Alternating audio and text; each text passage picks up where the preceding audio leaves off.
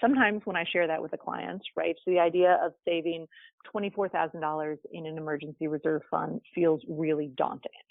So the other strategy you can use as you're building this reserve is to build a reserve that prepares for your own gaps.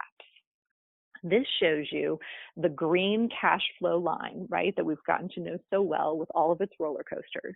And then you can see the gaps between the average or fixed expenses for a particular month and the cash flow coming in. And then you can see I've thrown in some pretend figures here. Like in January, cash coming in is going to be $400 short to cover expenses. In February, it's going to be $50 short.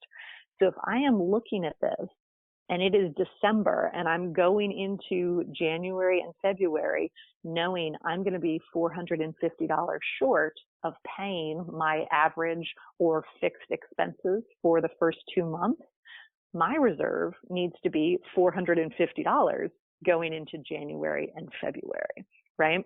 So if you are in a position where having 12 months worth of cash on hand is untenable, then you can think about what's the shorter term number I need to go into the months that I know are going to be challenging.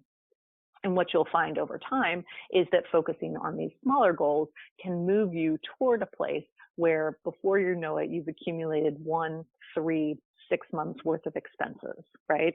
Which is a really good thing because you are slowly building up that reserve over time. Now, let's pretend that having a reserve fund is absolutely no problem for you. You have all the cash in the world.